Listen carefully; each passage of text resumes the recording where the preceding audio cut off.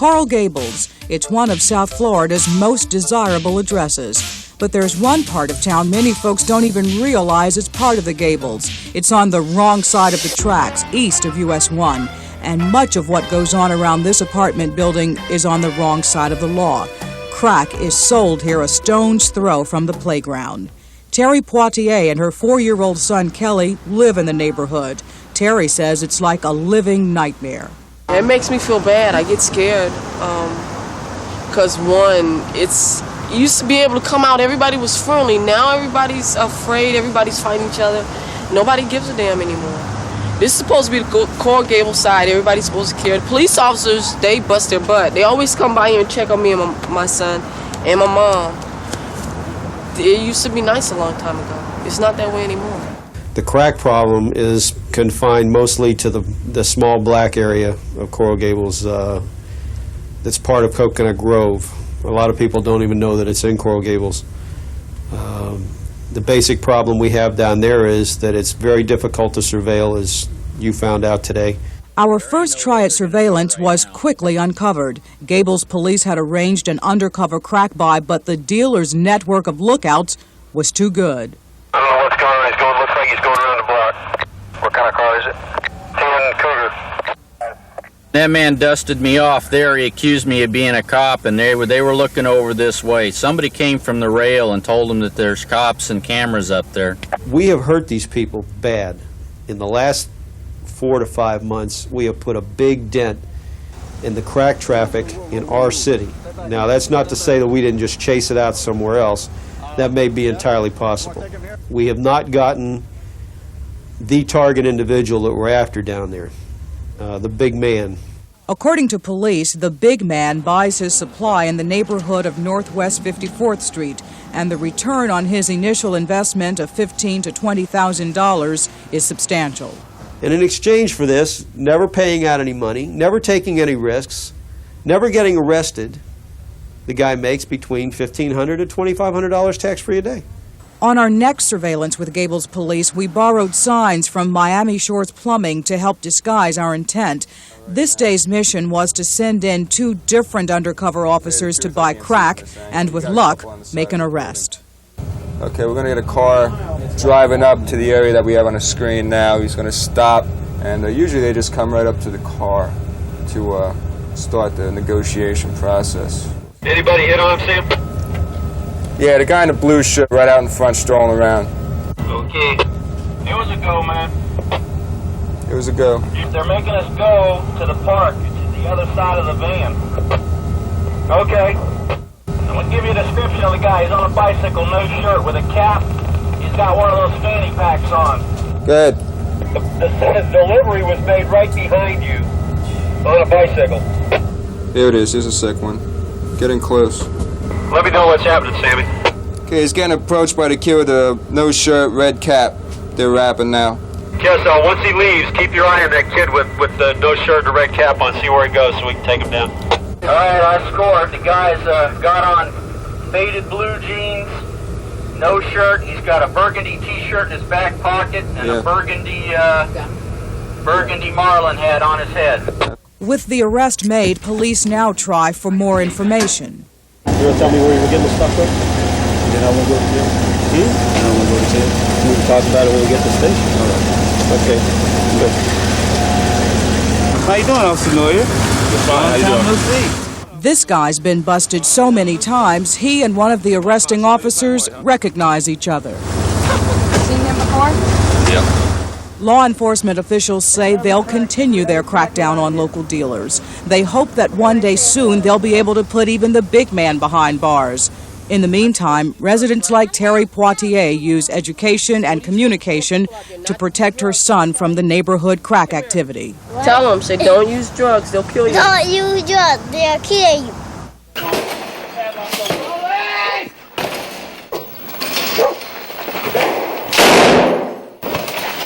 Officers armed like soldiers storm a West Dallas crack house, but the dealers aren't home. Word must have gotten out. This is the 3rd raid at this complex in 4 weeks. For the past month, Dallas police have intensified efforts to force street-level dope dealers out of business. Police nail 3 men sitting in a parked car outside a crack house and find a bag containing crack and cocaine capsules. No guns? Well, there's one in the car, so don't act surprised that we're asking the question. A gun was jammed under the front seat. This man's hand was also under that seat, but he didn't pull his gun. Police didn't have to fire theirs. In fact, officers have served nearly 100 warrants this month and have not fired a shot. There are about 35 people working the streets in this task force. Unfortunately, business is so good that another 14 will be added in the coming weeks, and another 19 after that in the following months. Well, we're adding more and more because of the increased number of drug complaints that we're receiving from the citizens and the increased drug activity that we've seen in Dallas over the past 2 years. This crack house operated right across the street from a senior citizens apartment building in South Dallas. And the neighbors praise police for forcing those dealers out. It's just ruining our community. Just making it bad. Police say removing these burglar bars will discourage dealers from coming back here. But it won't stop those dealers, who will only find another place to work. Tim Herrera, Channel 5 News Tonight. Here in Los Angeles, the special target was dealers who sell dope near schools. In this exclusive videotape, Action News cameras were on the scene moments after the police and drug agents moved in on a drug dealing center. These arrests on Compton Avenue yesterday were part of a coordinated sweep from Long Beach to the San Fernando Valley. Authorities targeting dope hotspots near 15 schools. Hey, Andy. Under the federal statutes, if you sell dope within a school, open or closed, public or private school, you're going to go away for 5 years minimum time. This raid was less than 1,000 feet from the classes and playground of a junior high school. The sweep netted 83 arrests. 29 of those will be prosecuted. Agents say most of those arrested are gang members. And in city after city, local police and federal agents are rounding up suspected members of Jamaican drug dealing gangs.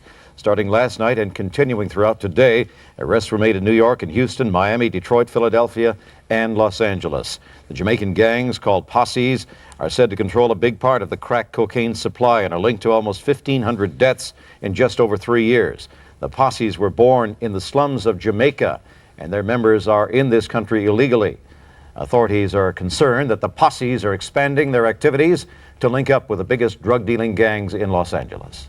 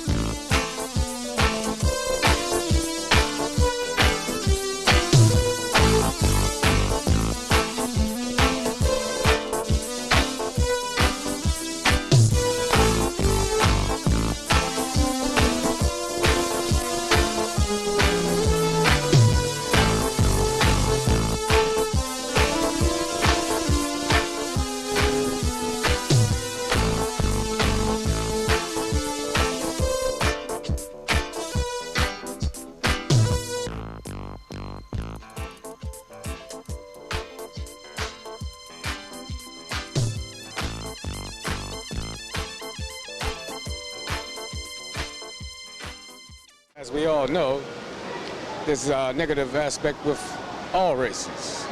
So, I'm quite sure, as a matter of fact, I know a lot of positive Jamaicans, and I think that needs to be stressed because naturally, as you know, the news media, the only thing you ever hear about is the posses, the groups with the drug ring, the murders that are committed. And I think that that's a terrible, detrimental statement to all the positive Jamaicans that there are here. Well, I think the Jamaican community should get together and talk to someone about, the publicity that they are getting and maybe do something about it and show that, Jamaican community isn't all drug related. Wednesday night, I saw the program air about the Jamaicans. I feel as though we have that same type of atmosphere in our own communities and in the white communities, okay?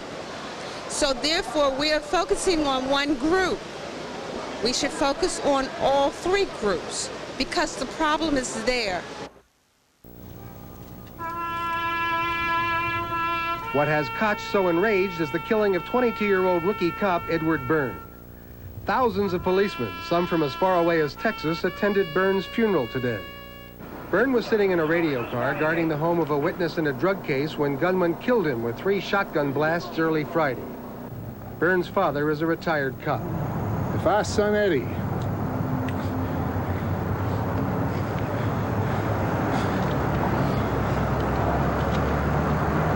sitting in a police car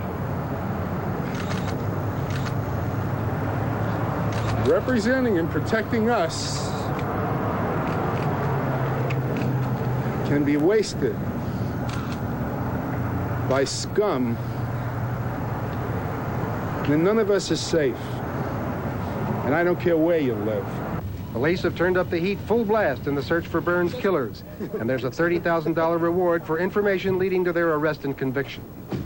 Mayor Koch spent almost $13,000 of his re-election fund money to buy a full-page ad in the New York Times, begging people to send telegrams to President Reagan urging that he cut off U.S. aid to drug-trafficking countries. Koch expressed the city's sense of outrage at the killing. We've got to get our own country, the president, to, as commander-in-chief, protect us as he would if the Russians were coming here with terrorists.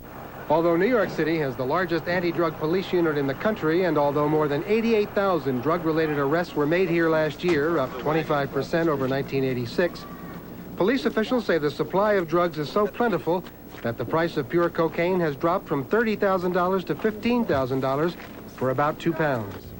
We have more drugs on the street than we've ever had in the history of the United States. It has doubled in the last 7 years.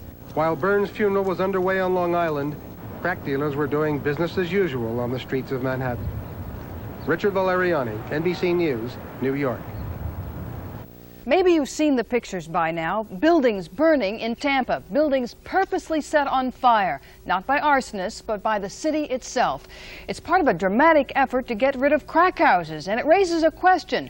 Why can't the same thing happen in South Florida? We've been following the fight against crack in Dade and Broward. Our Patrick Fraser even took Miami Mayor Xavier Suarez on a tour of some of the city's worst crack houses. How's the battle going? Well, tonight, Patrick tells us officials here know the solution, but they can't seem to make it work as Tampa has. Tampa's crack house crisis is no different from Miami's, but that city came up with a quick, efficient solution, which provokes one obvious question. Why can't Miami, a city filled with crack houses, get rid of them more quickly? The rate of tearing them down, while not as fast as Mayor Friedman in Tampa, and certainly not as spectacular as the way she did it, has been pretty good. But not good enough for the people who live near crack houses. Oh my Lord, look at this place. After Suarez toured several of Miami's crack houses with me, other city commissioners joined with the mayor in tackling the devastating problem and ran into the bureaucratic brick wall that had allowed the problem to get out of hand. Hundreds of buildings in Miami were being condemned, but the county's Unsafe Structures Board, which has to approve a building's demolition, is only processing 15 cases a month, creating a logjam of abandoned houses and providing a deadly hideout for the drug dealers and hookers in many of the city's neighborhoods. Now, Mayor Suarez told me today he hopes that in July the bureaucratic logjam will be broken. That's when the county will vote on a proposal to allow the city to create their own Unsafe Structures Board. However, there will still be more delays. Let's go live now via Skycom 7 to Tampa. The mayor there wouldn't put up with any delays whatsoever. We'll be joined there by Sandy Friedman, the mayor of Tampa, and to our Broward newsroom, Sheriff Nick Navarro, who has to deal with the problems crack creates every day. First to Tampa, Mayor Friedman, you were able to tear down over 50 crack houses virtually overnight. It takes the city of Miami months and months to tear down just one. What did you do differently there? I think what we did differently was that we cut through the bureaucratic red tape, and we went to the private sector and asked them for their help, and they responded just beautifully by doing it all for free, and we were able to put the whole program together in a week. Now, I understand you don't have an Unsafe Structures Board there. You're able to just go straight to it, as you said. Should the city of Miami and Fort Lauderdale, in your opinion, get rid of the Unsafe Structures Board? There's no question that every community that has these kinds of facilities really ought to get rid of them as quickly as possible. It's costly, but it really is more costly to the community. And we have a board that we go through, but we were able to cut through the red tape because all of these structures had already been condemned and we just hadn't gotten around to the routine demolition of them. Okay, if you can stand by for just a second. From Tampa to our Broward newsroom, Sheriff Navarro, dream for a second. You get rid of every crack house in Broward County. Will that really cut down on crime? I think it will, Patrick. Right now we have an ordinance here in Broward County. It's a nuisance abatement ordinance, and they have a board also, and that board has just been completed. We had the last member of that board placed in that board in May. So we are about ready to get going with it, and I hope in the very near future we can start doing the same thing here. All right, Sheriff. Your deputies are out there every day. Do crack houses destroy neighborhoods? We hear that quite often. Is that an exaggeration? Not really. Those houses serve no other purpose than to accumulate crack users. There to facilitate the sale of crack. They are not in the neighborhoods causing any benefits to the community. And I think that is the way the mayor has been doing it in Tampa is to be applauded, and I think that we are going to be able to do the same thing here. Okay, we have just 15 seconds. Mayor, are you going to do the same thing again? We're going to try to keep this program going. It may not be as spectacular when we evaluate it and go forward, but we'll continue it. All right, Mayor Friedman, thanks very much for your time. Sheriff Navarro, thanks for your time. We'll be following both your efforts very closely. Now back to you, Steve and Sally. On any day, you'll find children in the housing projects and on street corners openly selling crack cocaine. Police are arresting an average of 3 juveniles a day for dealing, and the kids are carrying several $100s in cash when they get busted. Youth Guidance Center in San Francisco reports that the number of kids arrested for cocaine-related crimes has gone up 300% in the past year. Counselors say the problem is compounded by parents. Donald Sanders of the Youth Guidance Center. Could you imagine putting yourself in a position where you are unemployed and your son walk in the house with $1,000 per day? Will you turn your head, or will you call the police? Authorities say it is an epidemic out of control. In answer to that, they began a new aggressive attack today. Armed with $950,000 in city grants, a cocaine task force of 5 probation officers and 3 counselors was formed at Youth Guidance Center. They plan to follow the problem home where it all begins. Chief Probation Officer Dennis Sweeney. We'll be testing the youngsters 3 times a week, be a urinalysis, and then we'll be seeing the youngsters out in the community an additional 2 or 3 times. But this new program already faces potential problems. Citywide cutbacks scheduled in June could mean the money will dry up. Crack cocaine has hit California harder than any natural disaster since the San Francisco earthquake. Whole neighborhoods have been terrorized. To combat the flourishing crack trade in San Francisco's housing projects and throughout the Bay Area, the Attorney General has ordered 18 additional state narcotics agents onto the streets, a 35% increase in manpower. 12 of the agents will work directly with San Francisco police. The problem is so serious that no single city or police force can possibly cope with it alone. State agents, I must tell you, cannot substitute for strong local law enforcement. At today's news conference, Mayor Agnos deferred most questions about the city's commitment to cleaning up the crack problem to Police Chief Frank Jordan. So what we're doing is we're escalating our own presence. We have gone in the last 7 months from 53 police officers working full-time in narcotics to 119, and we still see that as probably not enough. The state narcotics agents will not be seen in the housing projects arresting small-time dealers. They will, says the state's Jerome Smith, go after other targets. The group that the state, the federal, and the city are tied together are going at mid and upper level dealers who may not even live in the projects. The mayor and attorney general caution against any quick fixes to the crack epidemic, saying education will provide the long-term solution. Large numbers of drug dealers armed with heavy weapons have prompted police to think about rearming themselves. There have been several drug-related shootings here in Emeryville in recent months. For that and other reasons, the old .45 caliber revolver is out, and the new Smith & Wesson 9mm semi-automatic will be the new standard issue here. Among the big advantages cited by police, the new gun carries 15 shots instead of just 6. Other communities that have made the change to the more potent sidearm include Burlingame, Redwood City, Fremont, Sunnyvale, And coming this summer, San Jose. Interest in change is far from universal. Oakland, for example, one of the area's largest departments, has used the relatively old-fashioned .357 revolver for years and has no immediate plans to change. Oakland police officer Wayne McPhee trains officers from many agencies in the use of guns. He is quite familiar with the 9mm semi-automatic. It's always a balance between selecting armament that gives us the proper amount of protection and the capability to protect the citizens, as opposed to going too far and having too much lead flying around. McPhee, a 20-year professional, does not believe the 9mm is better for the police or the public, in spite of the move by some departments to buy it. Tom DeVries, News Center 4.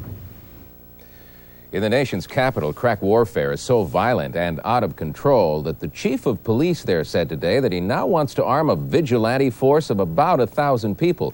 This civilian volunteer group would have full police power. Now, what has forced the chief of Washington to do this is because that city is so dangerous. Police carry automatic weapons there, because the drug dealers do as well. From our Washington bureau tonight, here's Kevin McCullough with more. Located on what's called the cocaine corridor between Miami and New York, Washington, D.C. has become a big league city in a game only drug dealers like. The line score for 1988, 49 people dead, 410 weapons seized, millions in profits from a potent form of the drug called crack.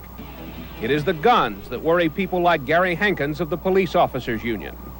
It's extremely significant that we're no longer facing Saturday night specials. We're taking machine guns off the streets. Where we used to get a machine gun once every 3 or 4 years, we're getting several machine guns a month. Find someplace else to go to sell your drugs. The arrival of Jamaican drug gangs has paralleled the increasing violence. One evening last week, 4 men shot a driver in his car 10 times at a busy intersection using automatic weapons. Last weekend, 2 women were executed, 2 others seriously wounded in front of their children. Mario Perez of the Drug Enforcement Administration. All narcotic traffickers are violent. These individuals are extremely violent, undoubtedly. And life to them is valueless. The city has now decided to arm its police officers with semi-automatic weapons, too. Well, what we're looking at now is trying to match the firepower that we're up against. Since we're not up against Saturday night specials, we're up against people with weapons that carry 12, 16, 24 rounds. Local officials are now planning new drug sweeps, putting more officers on the street, even asking for volunteer help. They don't want the city where the president lives to gain the title Crack Capital USA. In New York City early today, a 22-year-old police officer sitting in this car was shot to death while guarding the house of a witness in a drug case. In Washington, D.C., 2 women were shot to death and 2 others wounded in front of 4 small children this week. Of 52 murders in the capital this year, 2/3 were drug-related. In Chicago, authorities found almost $2 billion worth of heroin inside these statues shipped from Thailand. Not only the big cities are having drug problems. In Lansing, Michigan, 30 pounds of cocaine worth $11 million were seized at the airport. In San Marino, California, earlier this month, 2 members of a drug ring and 2 federal agents were killed in a shootout. And as NBC's Don Oliver reports, drugs have turned Los Angeles streets into battle zones for rival gangs.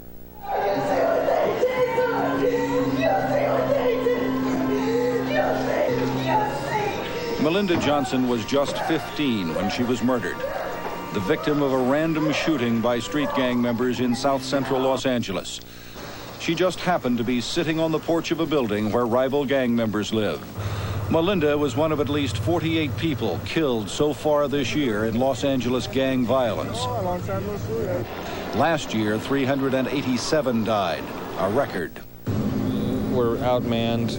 We don't have enough people. Nobody's got enough people to manage the situation. It is estimated there are 500 gangs in Los Angeles County, as many as 50,000 members.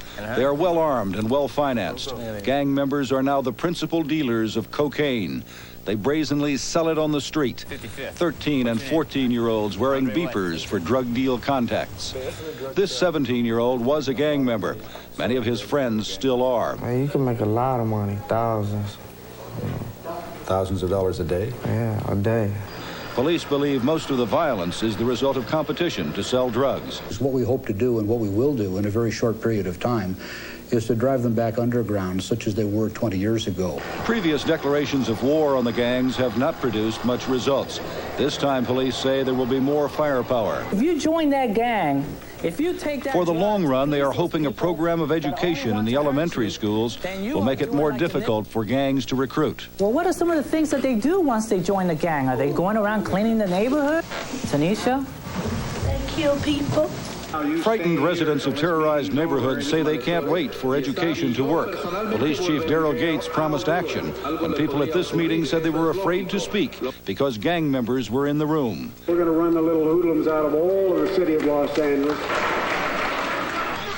For the grieving family of Melinda Johnson, the promises come too late. My baby. Don Oliver, NBC News, Los Angeles.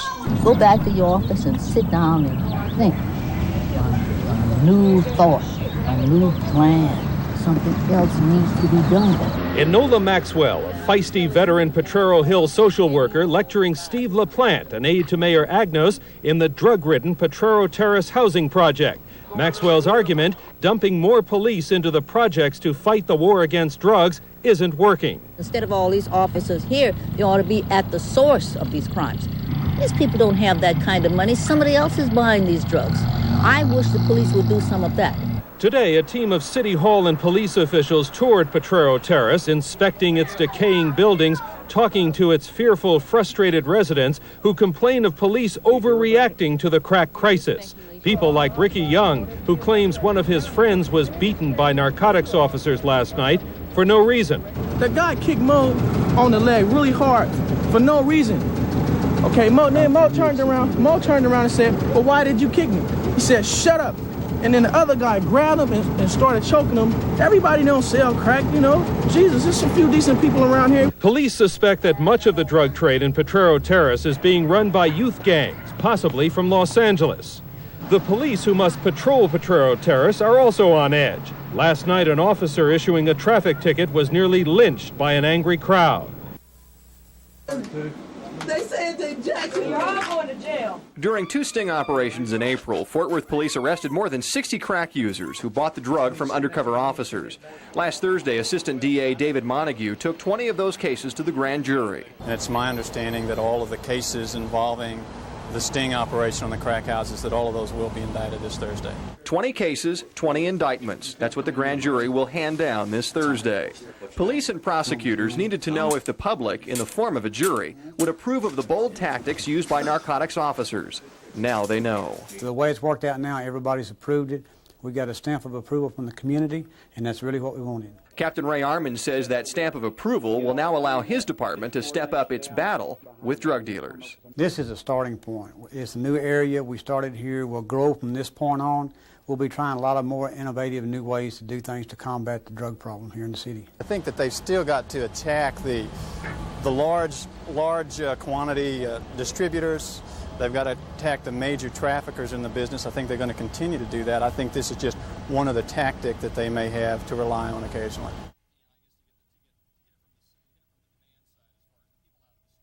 This is Washington, D.C., headquarters to the National War on Drugs.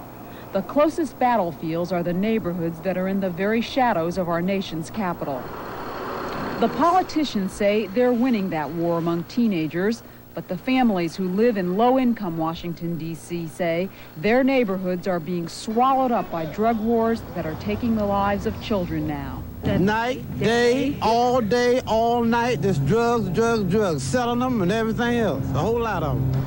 Last year, 14 youngsters between 11 and 17 years old were gunned down on the streets of Washington, D.C. Here are a few of the faces. 15-year-old Sean Smith was shot to death in an argument over a ski jacket. 12-year-old Mark Settles was shot to death along with his dog in an apparent argument over drugs. 16-year-old Derek Ingram was killed execution style, handcuffed behind the back and shot twice in the head. These are the streets that 16-year-old Derek Ingram grew up on and died on. He is remembered as the kid who loved music, the kid who loved playing drums for the Junkyard Band, a popular Washington, D.C. go-go group of inner-city kids who made their junk-funk music on empty paint buckets, tin cans, toy instruments, and anything else they could find. Police don't know who murdered Derek Ingram, but they do believe it was a drug deal gone bad. Derek's schoolmates at Fletcher Educational Center, a combined elementary and junior high school, have been to their share of funerals. These teenagers display a frightening maturity and a chilling acceptance of the violence that drugs have brought to their lives. How many of you know someone who has been killed over drugs? 7, 8. 8 out of 12 of you. You feel sad at first, but then it just go away. You just don't think about it no more. But why are kids selling drugs 13, 14 years old? When they know they might get arrested, for money, they might get killed, they might get shot at. Why are they doing it? For money. They see other people doing it, and they want to be like them. They say it's fast money. It's a better way to make fast, quick money. But that fast money is dragging kids into a world of living now and paying later, more and more with their lives. Jack Gilmore is a guidance counselor at Fletcher. Attaining, not obtaining, you know? And that's what's happening today. You know, you look at Johnny, you know Johnny came from the same projects or the same area that you lived, and within a month or 2 months after being on the street, hustling, bang, he's got $5,000 worth of jewelry around his neck. He's driving a 500 or 560 BMW, you know, a Mercedes. Hey, he attained that in that short period of time. Well, I'm going right out here and do the same thing. It's a today thing, it is a me thing, which society has become, a me society. Gilmore argues that it's that attitude that's made hustling a way of life in poor neighborhoods, where kids are buying into the quick fix that will get them the expensive boots, clothes, jewelry, and sunglasses. And some of them are not afraid to openly and proudly display one of the tools of the drug trade, beepers. They are children like 14-year-old Donnell Leonard, who are learning the lessons of life the hard way and at an early age. Why did you decide to go and sell drugs? Because of the money. I seen where everybody else had money selling drugs. How much money did you make? $250. $250? And where were you selling? Both PCP. Mm-hmm. And what happened? And when I was walking, the police arrested me. Why didn't you ever think that you might be arrested? You could be killed. Uh-huh. I mean, didn't that scare you at all? Why not? Because of the money. Why is that money so important?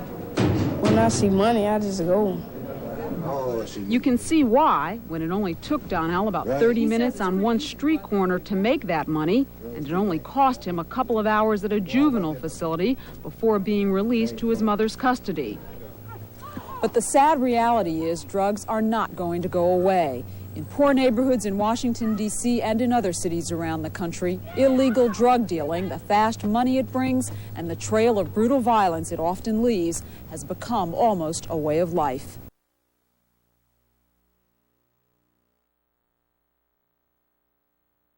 The most remarkable examples is the notorious Chambers Brothers gang of Detroit.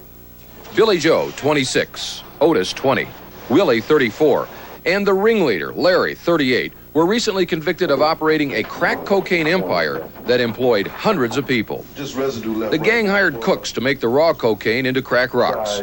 They had couriers to deliver the drugs to gang salesmen at more than 500 crack houses. They use violence and intimidation to discourage competitors and to keep gang members in line. Money, money, money!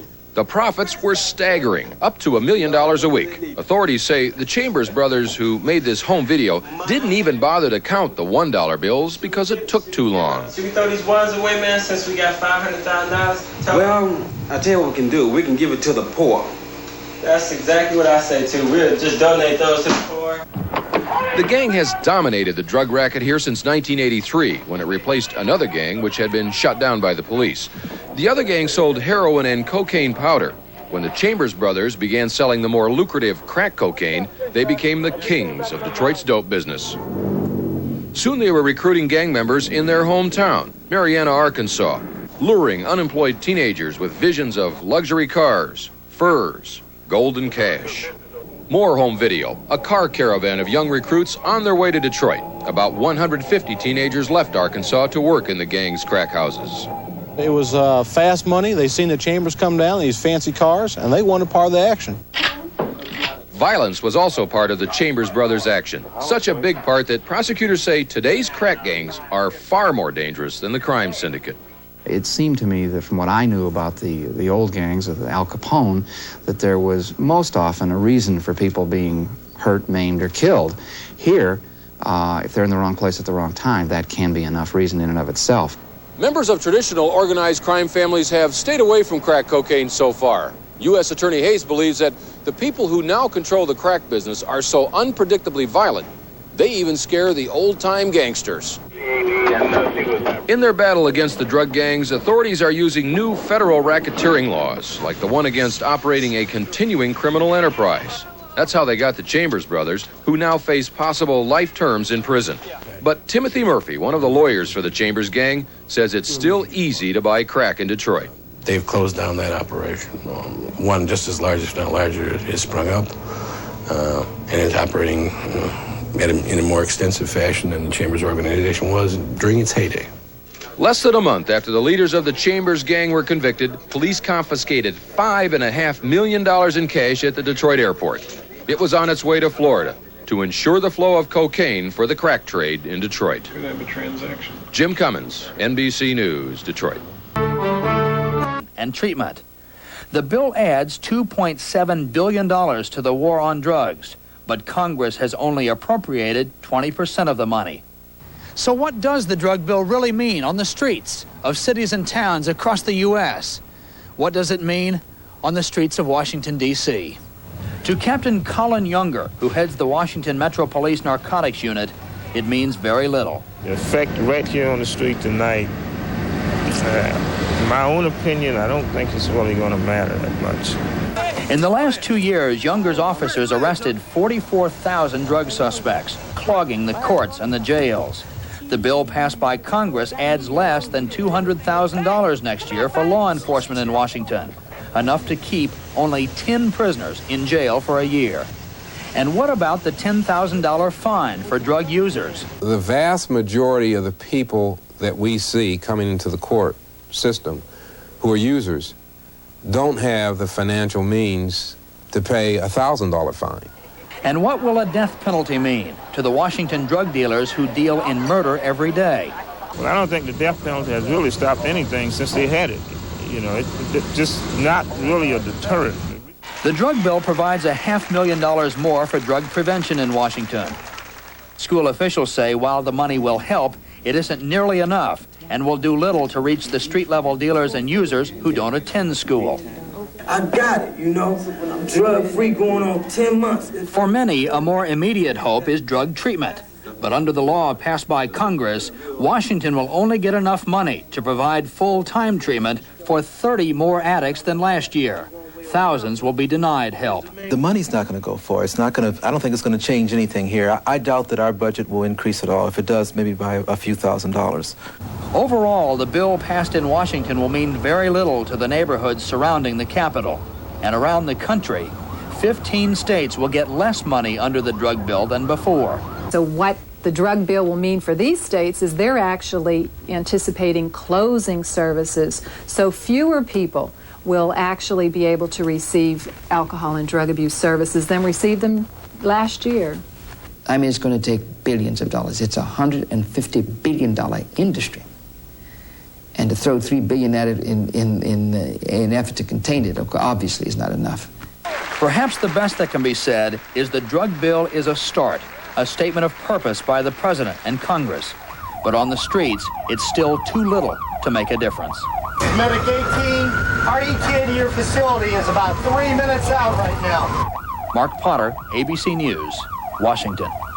The The soaring number of drug dealers using beepers to conduct their illegal business continues to plague law enforcement and the paging companies. Now we're told the dealers have even devised elaborate code systems using the pagers for their customers to get in touch with them.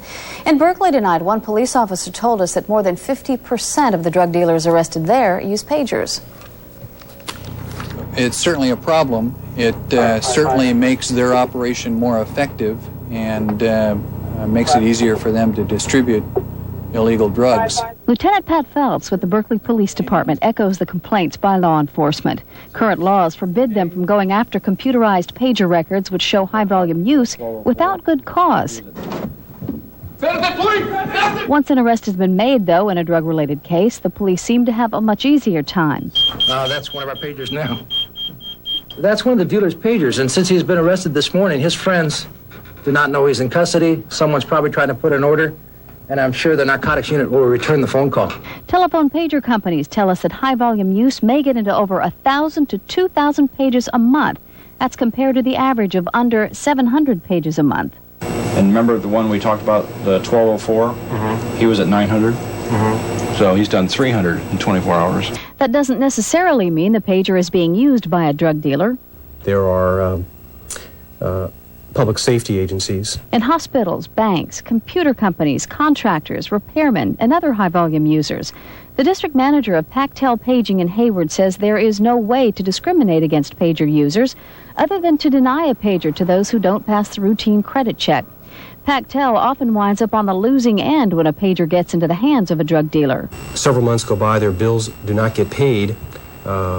We do our best effort at collecting them. Pagers get turned off, and we have a very hard time ever finding those pagers again. There are several instances where these types of customers we know of go from company to company running pagers, and not only are we getting burned, but the entire industry is getting burned. One paging company, Metro Media, is asking the PUC for permission to impose $1 charge per call when those calls hit over 1,000. Well, it's certainly predicted, but the whole question of drugs is a growth industry, especially in San Francisco. And as we've reported for some time now, there is also more gang violence related to it. The fights can start over gambling debts, of course, or disputes over bad dope. But again and again, police are now blaming crack cocaine. Gangs struggle to control valuable crack peddling turf, and they're fighting it out in several San Francisco neighborhoods. Police say that they just have to have more help in this battle. We have to work together with the community. The community has to work with us to let us know what's going on the streets and in their communities so that we'll know where to target our efforts. Much of the trafficking is reportedly centered in San Francisco's low-income housing projects, and so police say they also need to work with housing authority officials to put a lid on the gang violence. It's not that Shannon Reeves was such a great student. His grades were barely C's. Still, he was a force here at Castlemont, and when he comes back now on holiday visits from college, he is greeted by administrators who introduce him to students as a hero. Student body president, student representative on the Board of Education, commander-in-chief of ROTC for the whole district. I did the same things that you do. I'm not an old man. I don't have gray hair. I kick it at the same kick-it spots that you kick it at. All right, you know what I'm saying? 32 of my friends were killed. 32 that I will never see again. Friends that I knew, but they were involved in the wrong things. Reeves is now a success, a player on the national political stage. His mentor, a candidate for president. And when he met President-elect Bush this summer, it was the third time the two had talked. He is the child of hard streets, of an unmarried teenage mother, but he has beaten the odds. He is now a candidate for mayor of his college town, Grambling, Louisiana. And the polls say the kid from East 14th Street is ahead. They told me I couldn't do it, and I did it. And now, 4 months from now, I'll be the youngest man in the United States. And I came from right here where they told me I couldn't do it. All right, and all of you could do the same thing. You know? Reeves says he will not abandon his hometown. In 10 years or so, when he has more experience, he plans to run for mayor of Oakland. Yo, what's up? We're Run DMC. March 29th, we'll be at Constitution Hall for a party for DC's best and brightest young people who have achieved excellence without drugs. So join us. Hello?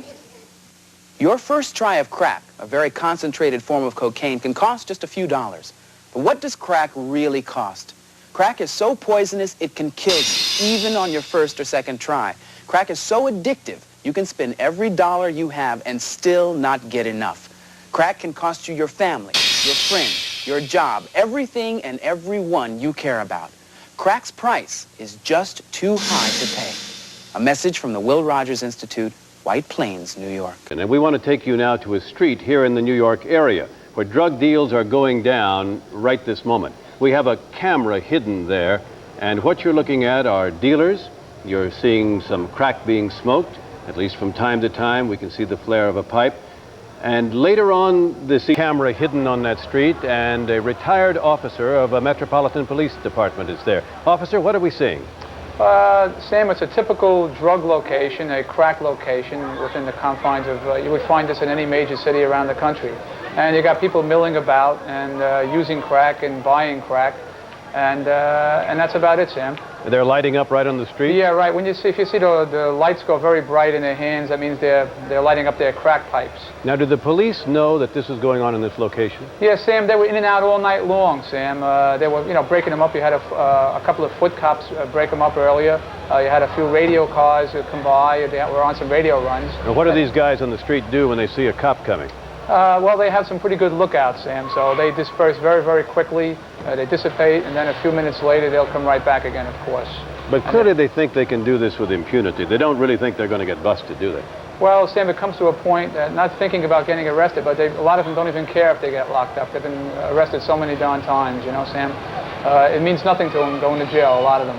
Right. So a 10 or 20 arrests with them, this makes no difference. Thanks very much, officer. Sure. A live camera on a street in the New York area where drug deals are going down now and crack is being smoked. Hardcore addicts, Diane. Yes, and it's one thing to see them on the street. It's another thing to think about the implications, and in particular, the implications to children, to infants who were born to women who have used the drugs while pregnant. In fact, not long ago, someone asked the president's drug czar, William Bennett, what his most haunting problem was, what he brooded about the most. He answered with 2 words, crack babies. Our own Jack Smith tells us exactly why.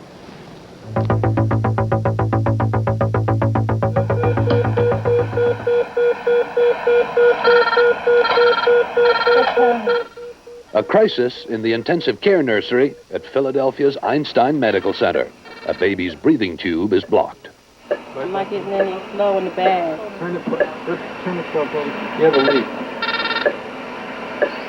Here, it's right here. Linda, connect it right here. Baby Jones was born 3 months premature to a young mother taking crack cocaine. I'm through. Okay. Fetal exposure to cocaine is linked to brain damage, crib death, and developmental retardation. As many as 1 out of every 10 babies born in the U.S. today may be damaged by drugs. Heart rate's dropping.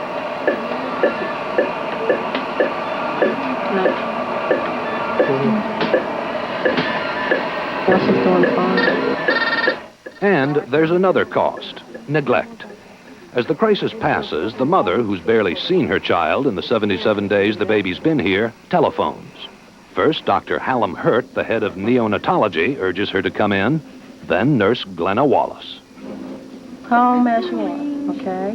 You don't have to get dressed. I just want you to be here. But the mother gives excuses.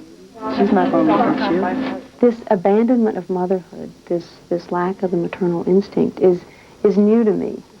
They don't visit as often. Sometimes you just can't find them. You want to tell them that the baby took a turn for the worse. You can't find them. Those who work in the field, like Philadelphia child welfare official Charles Robb, are baffled. It's the first time in 18 years where I have seen a population of children be the throwaway children. These children are simply delivered and tossed away. Everybody, put your hands up. As it did in most other big cities, crack hit Philadelphia, the city of brotherly love, in the mid-1980s. And it's thought 5,000 babies a year are now born to mothers who use cocaine during pregnancy. But yet you're back over here again, right? 20% of all births in Philadelphia. Never has a drug been abused by such a high proportion of women, and the consequences are frightening. Large numbers of babies are being born to mothers hopelessly addicted to cocaine. impaired and neglected children who may need help for the rest of their lives. Here in Philadelphia, the social service system is already swamped. There are only 4 residential drug treatment centers in Philadelphia for addicted mothers and their children, about 60 beds, far too few for the several thousand women who need them. 20-year-old Tara Lynn is one of the lucky ones who got in. Her son Ryan was born premature because of her crack addiction. I love this little boy. I couldn't see myself without him. And doing crack, I could have lost him. My water broke a week and a half before I delivered him because I was getting high.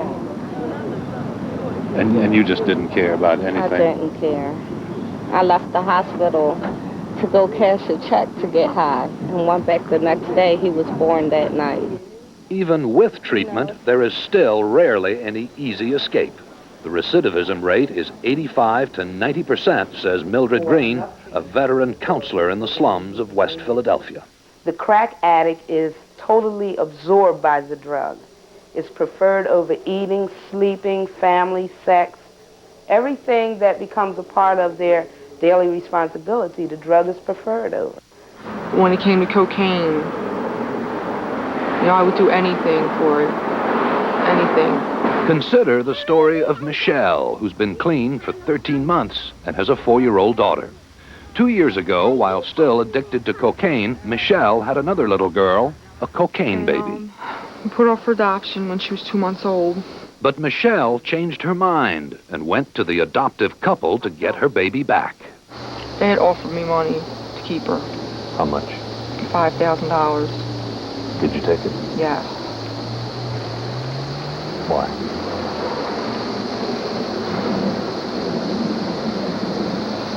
I'm not sure why. You'll do anything, anything it takes. Like people talk about selling, their VCR, their mother's TV. I mean, here I sold my baby, and I got high with the money. Debbie was Michelle's roommate in treatment, and like Michelle, is a mother and a recovering addict. Cocaine kicks butt. It takes no names. It doesn't care what race, religion, creed, or sex that you are. It gets you. And through mothers, it is getting to newborns like little baby Jones. This population of babies has done nothing. It has all been done to them. These children have not asked to be destroyed by crack. These are the innocent victims. They haven't done anything. Let us bring you up to date first about baby Jones. The doctors tell us she's now in critical condition, that her kidneys have failed to function. Unless they resume functioning, she will have only 3 or 4 more days to live.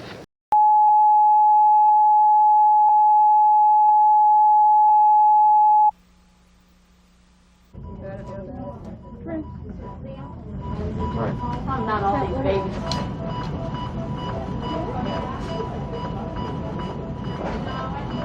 What judge is that here? That's 2 mothers a week, right, that we'll identify, but of the drug abusers.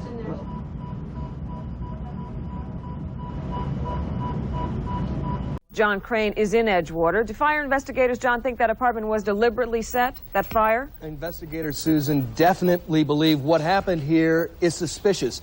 They say there's a very real possibility that this is another case of arson. And if it is, it would now make more than 30 cases of arson fires in Miami this year, all of which in buildings where neighbors say they're drug dens. The Olefian Court apartments went up in smoke around noon, and with it went the neighborhood's problems. Edgewater residents say it was a crack house. I'm tired of this. I'm sorry. I'm sorry. But if that's the way to get rid of it, that's fine too. News 4 first reported the problems here last month. As we interviewed frustrated neighbors, the situation was plain to see. Cocaine, and I have the guys and the dealers and the girls working down here coming by offering them crack cocaine daily. Police responded to residents' complaints. But the people here insisted the only solution, the only way to remove the crack addicts, would be to demolish the building. It was set to go before Dade's Unsafe Structures Board next month. If they would have knocked it down, that would have happened today. Just like every day under the tree, they say they don't sell drugs. The cops know about it. They don't do nothing. What do you think? Someone in the neighborhood decided to take matters in their own hands? Yeah. Yeah, and I'm glad they did. Do you know it for a fact? Well, that's what everybody's saying. Who did it, I don't know. Fire and police investigators now believe they may have a handle on who did it. They now have a juvenile in custody and being questioned in relation to the fire that happened here. But residents in this area say it's not enough. They still think there's a big crack problem here, and tonight they're going to meet with the Dade State Attorney to see if they can get something done about it. We'd like to remind you that we the people... Arrests are expected as police began a major crackdown on crack dealers in the East Bay. 36 Pittsburgh police officers launched Operation Clean Sweep today in 5 different neighborhoods. Raiding the suspected drug dealers in broad daylight sent a clear message to pushers and honest people living in that area that dope dealing will no longer be tolerated. Pittsburgh investigators have been on surveillance for 3 months, videotaping drug buys to gain evidence for today's arrests. And San Francisco police may start seizing cars driven by suspected drug buyers as well as drug dealers. Their proposal is almost like the Coast Guard's zero tolerance program. These cars were taken from suspected pushers. If the controversial police plan goes through, they plan to start snatching cars away from anyone involved in any way in a drug deal. The board is going to hold public hearings first. The ACLU is challenging the whole concept. One day after Pittsburgh police swept across the city's drug-dealing neighborhoods, the streets were empty. Yesterday at this time, we had 30 individuals standing at the street corner. You can see the effect that it has. 37 suspected dealers were rounded up in the raids. Today, detectives were looking for more. Another hotspot for us here is 7th and West. Day after day after day prior to the roundup going down the street, this corner was filled. We had shootings through here, actual gun battle that took place at this intersection, and real big problems here, and we have absolutely no traffic at all in here now.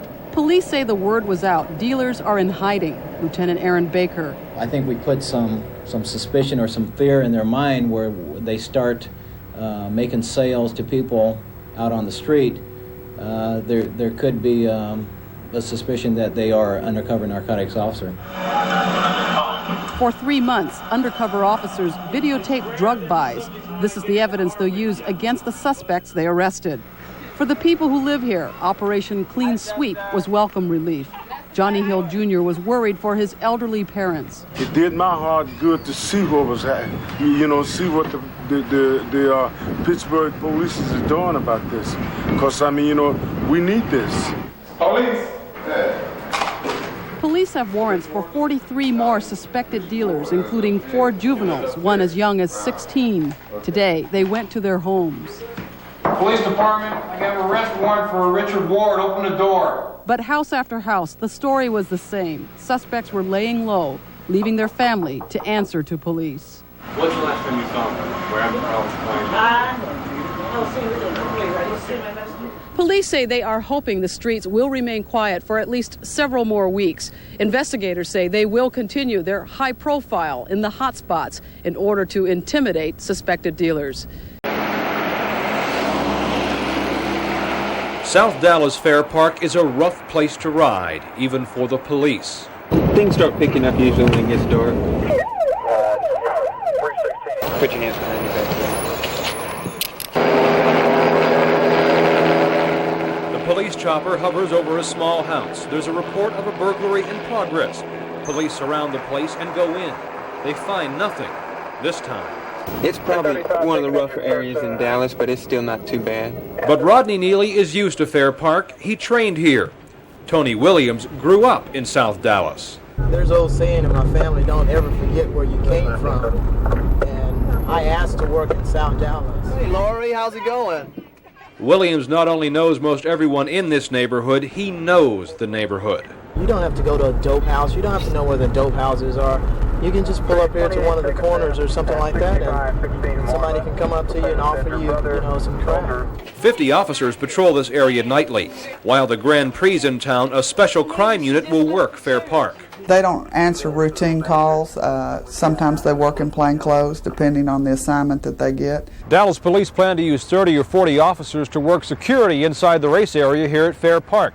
The Grand Prix people are paying for some of them, and the city might take some other officers off of other shifts if necessary. But the officers on the beat hope that won't be necessary, because it'll mean that an area that's rough to work is getting tougher to control.